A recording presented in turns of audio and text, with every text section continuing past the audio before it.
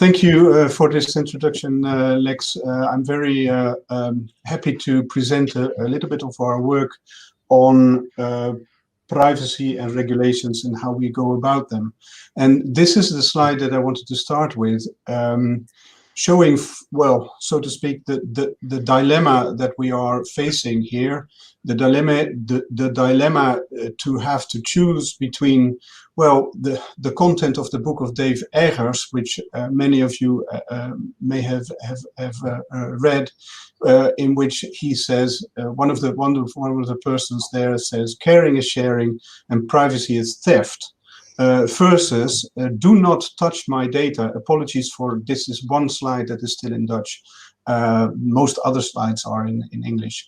But do not touch my data except if I benefit myself.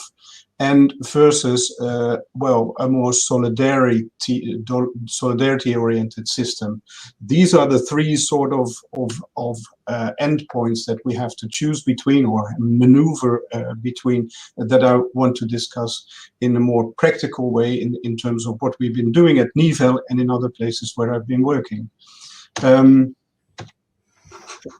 do I go from the one slide to another? Oh, there it is. I slightly changed the title of the presentation into informed consent versus no objection in the learning health system. And the other things on this slide, Lex has already mentioned. This slide, I wanted to show you and make you, to share with you, is a picture of the learning healthcare system as I look at it. It starts from left and moves to the right, where we have a data-oriented part, where we have citizens, healthcare providers, insurers, and the interaction between these three generates data, and we do things with that data somewhere in the middle, the data and the processing. We make information from that, and that is, again, shared between citizens or used in the interaction between citizens, providers, government, and insurers to, in the end, result in better care and better health outcomes. And then this is a very important part of this graph, the arrow from the right again back to the left part of this graph.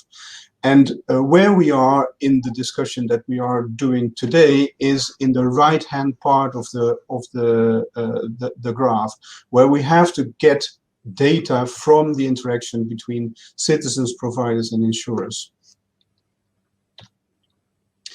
An important note here that I wanted to make at the beginning of this presentation is that within the learning healthcare system, data is of a very great importance, but in two different ways, in terms of primary use and also in terms of secondary use of data.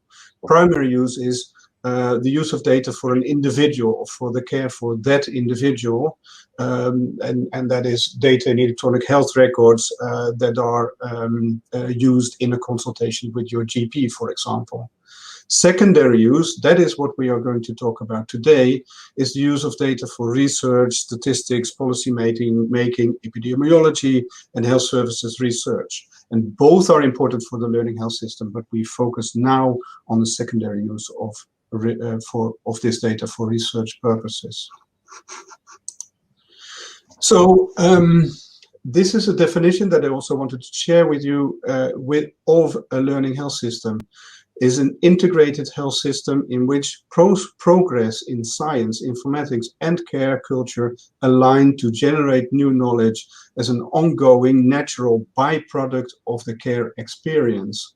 And I striked out the word by because I think it should not be a byproduct. It should be an integral product of the healthcare delivery processes. And it is becoming that more and more. So we should not look upon that as a byproduct, but as a real, well,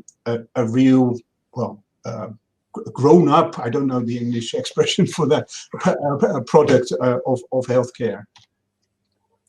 That, however, is not as simple as it seems. It is, oh, sorry, you hear my daughter singing in the singing in the background, perhaps. but apologies for that. It is not as simple as it seems. If ever we needed a learning health system, it is now Corona and all other healthcare system problems that we are facing in terms of cost and quality, etc. That requires a learning health system. But at the same time, we have a scattered data landscape and a limited use of routine health data. For example, community nursing and nursing homes data. There is data recorded there for the use of in the primary use of data, but we are not yet using that data sufficiently to learn from at a more aggregate level in the learning healthcare system. And this is an example from OECD, where we have the Netherlands somewhere in the left part of this graph, indicating that the use of routine health data is still lagging behind if you compare it with other countries like UK, Scotland, and England, and also New Zealand and Sweden. At the same time, or not at the same time, what we need is a sort of new commons, in Dutch, the main, and we need rules to avoid the tragedy of the commons. And you will probably be aware of what is the tragedy of the commons. You've probably heard about that or learned about that in high school or someplace else. The tragedy of the commons is a situation in which individual users sort of misuse the commons for their own benefit and their own self-interest, and cause depletion of the resources of that common good, and that is what I mean here is the data landscape. That is what I regard as the new commons. So we need regulations and rules to avoid the tragedy of the commons. We looked at the data landscape in a study that we published in 2019, looking at different care trajectories, and see what kind of data are there that can tell us something about these care trajectories. And these care trajectories refer to children with parents with psychiatric problems and vulnerable elderly. And what you see here is that there's an abundance of data needed to get a clear picture of that these care trajectories. And what we did is look at the availability and the quality or the fitness for purpose of that data that would be required.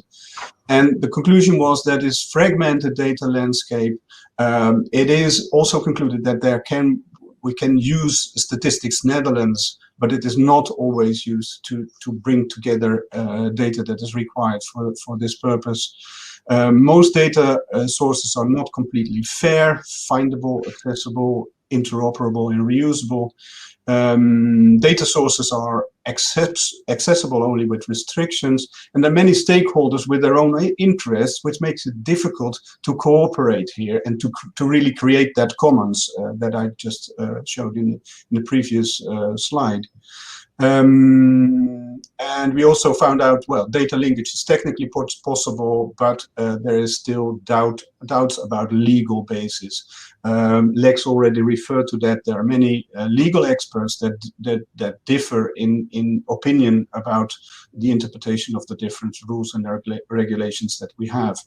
And also what we found out in bullet 7 here is opt-out is the default, and the WGBO exceptions are not always used. And I'll come back to that later, or other speakers will do that as well.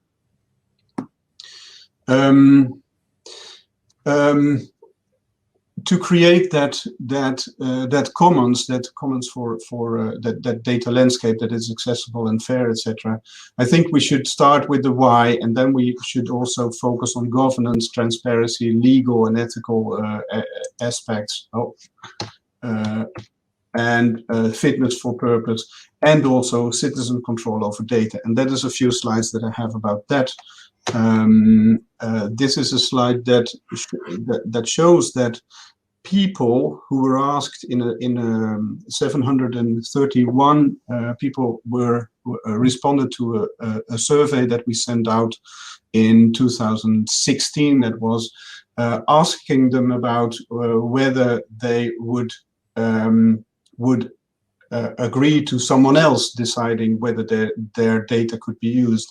And many people asked about that indicated, the green bar here, that they would trust others to decide upon the use of their data for health services. There's a minority that does not have an opinion here, and there's an even smaller minority indicating that they would not want that. So that creates opportunities for this commons again, but we have to take into account that there's about 20-25%, 20-25% of the population that would object to that.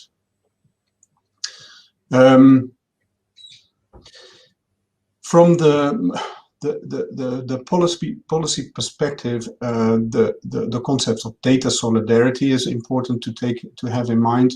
This citation comes from the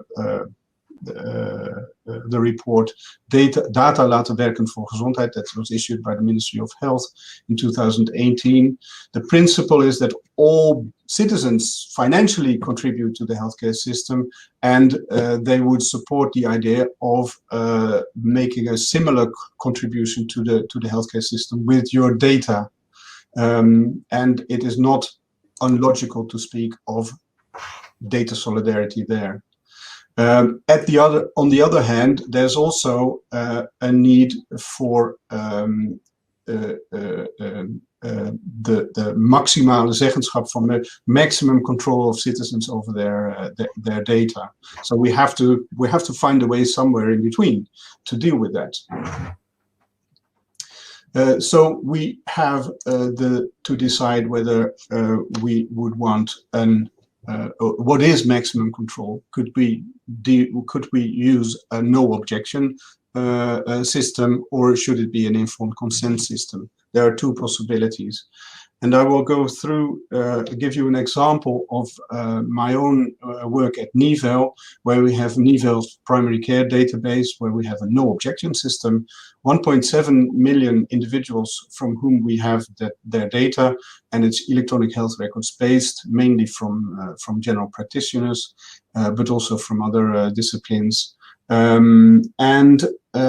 It's representative for the Dutch population, and what we do with that is public health research, quality of care, health services research, and health monitoring. We have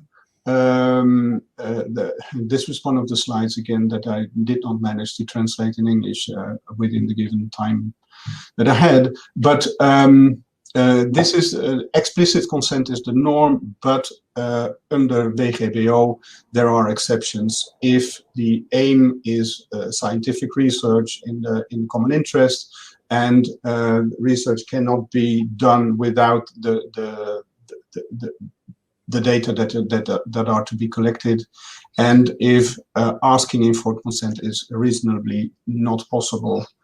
And all kinds of technical measures have been, and organizational measures have been taken to avoid privacy issues and making it possible to identify individuals. So, and well, that you may ask there, why did we not use informed consent? Well, administrative burden in healthcare professionals is part of that issue. Higher costs and research budgets not taking that into account. And few people will say no if asked, but many people will not be reached. And the latter is, I think, the biggest problem that we have to deal with. If people do not want that, they can say that, and it is very well possible to not take their data into account. Before going on with our Nivel work, I would like to show a few slides on the GDPR study that we did last year under the title Assessment of the EU Member States Rules on Health Data in the Light of GDPR. And this study was done by a number of colleagues from UK and also from the Netherlands, among which also Eva Ben van Veen, who is present here as well.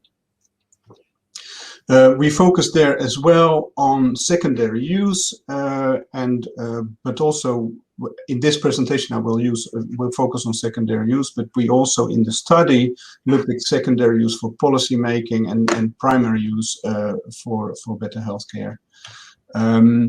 Secondary use for research, this is one of the outcomes of this study, where we asked whether member states had adopted sectoral legislation or authoritative guidance specifying safeguards to be applied in line with Article 89 in the context of health research. And what you see here is that the Netherlands is not one of the countries in which such legislation has been is present. And Eva Ben will elaborate on that later on, I guess, because this means that there is an opportunity here to, at least discuss whether we need such additional legislation or not, and what it would look like. I will skip this one. The key takeaways of that study was that GDPR did not provide a fully harmonized approach to the rules on processing of data in the area of healthcare provision, etc. So not harmonized, fragmented data landscape, which makes cross-border cooperation for care provision and healthcare system and research also difficult. And researchers struggle to understand how the law applies to them, and that's also something we see in the Netherlands. Patients do not, this is also an important one, do not feel empowered to exercise their rights, even though it was the intention of GDPR to safeguard that. Lex, how much time do I still have?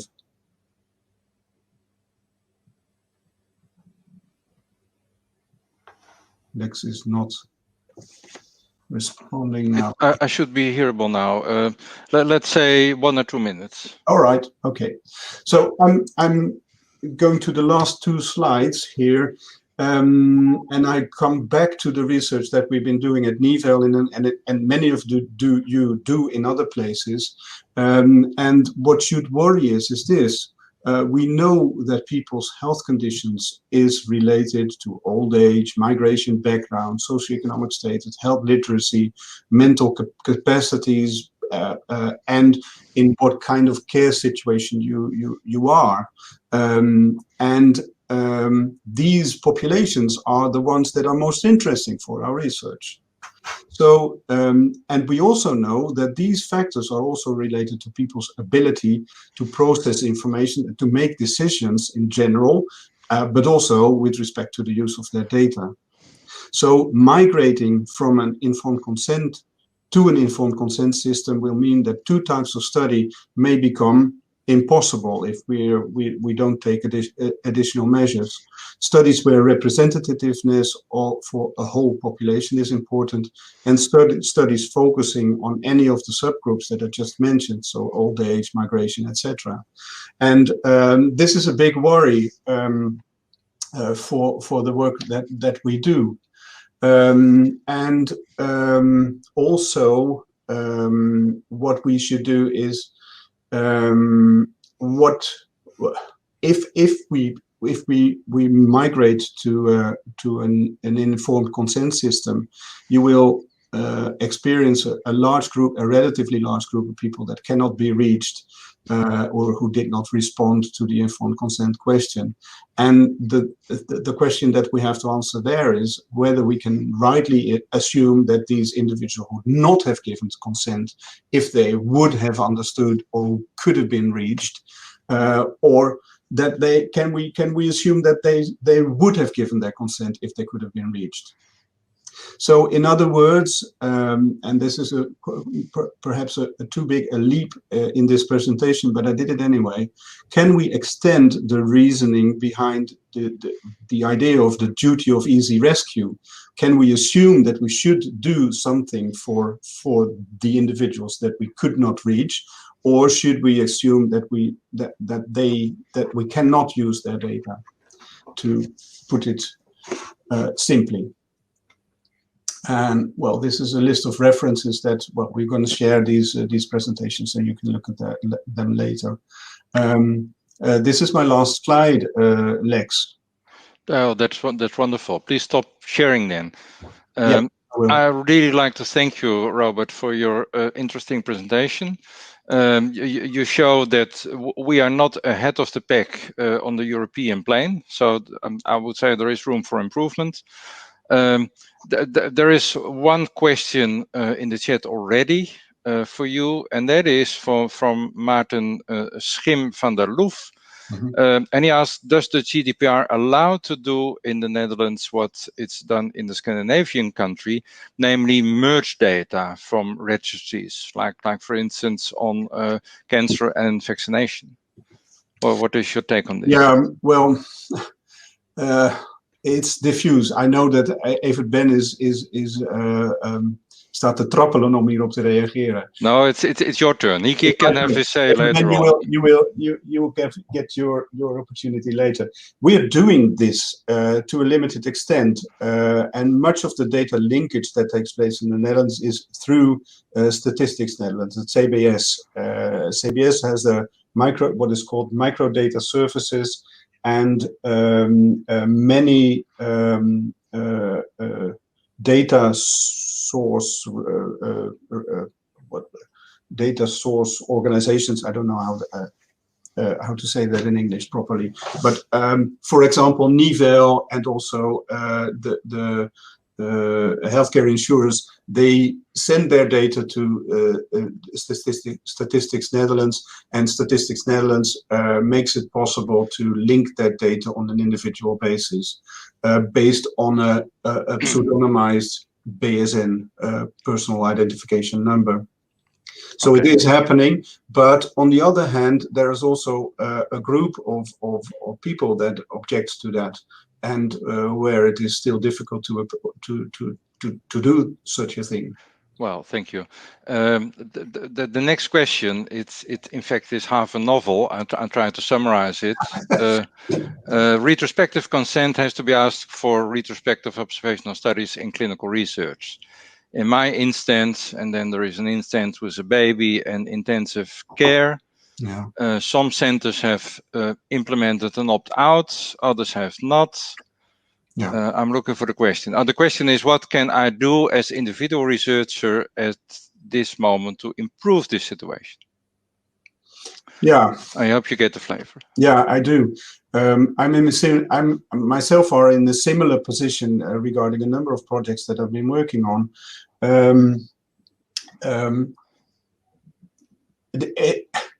I can't help you there. There are different options that could prevail there, and what I usually do is leave it up to the functionarissen gegevensbescherming, the FG's, of the organizations that I want to use data from, to decide whether they want to let informed consent prevail or a no objection system prevail, and that is the reason behind that. That there is no specific legislation saying this is what you do in this situation and this is what you do in that situation, and that is exactly what we are discussing in this session. Yeah, and what should maybe be in the code of conduct we are trying to put together, because that is the clarity our colleagues need, of course. Yeah. Let's move on to a question by Esther Janssen. That's an interesting one as well. With regard to patient empowerment and informed consent, do you think PGO, persoonlijke gezondheidsomgevingen, that's probably a kind of portal many hospitals have nowadays, might be a viable technological solution in the near future? Yeah. So will that help, or what do you think? I think it will help, but I don't think it will be a watertight solution for the problems that I raised in the two last slides, because who is going to use PGOs, and who is going to understand PGOs, and who's going to understand the question that is asked in PGOs about the use of their data. It is not a solution to the problems that I just raised, not, at least not a complete solution. It is a good direction, in my view, to start making it technically possible and making it better possible for people to exert their control over their data. But you still have problems with access and understanding, and with the minority, with the groups that I just mentioned in the previous slide. Yeah. So yes, but no. I get your point. Not everyone is willing and able to use these portals, and then the problem shifts to another plane. Yeah. Maybe if I may, one brief final question by me. I saw a spark of hope in your presentation, Robert. It seems to be that the patients in our country believe that providing data for research is a good idea, and they also seem to understand that all these legal hurdles are not that necessary. Yeah. Is that a way to put some impression on politicians, for instance? Yeah, I think it would be a way to put some pressure there. And what I did not show in any of the slides is that we had a what is called a burger platform, citizen platform discussion 2 weeks ago with a small group of citizens. And what struck me there is that they completely understand that the necessity of this data. They understand the learning health system ideas. They need the need for combining data. That is something that people understand. And also the level of solidarity was also very, very present in these discussions. Okay. So that is indeed a hopeful situation there. But still, you have these 20 or 10% of the population that you have to take into account, that you cannot reach, or that would say no. And the group that would say no is not the biggest problem. It is the group that you cannot reach and that it is difficult to get in touch with. Yeah, I understand, but there is a spark of hope in the sense that some pressure from the bottom that might help later on. We should think about it in COREON as well. Thank you again, Robert. Thank you a lot.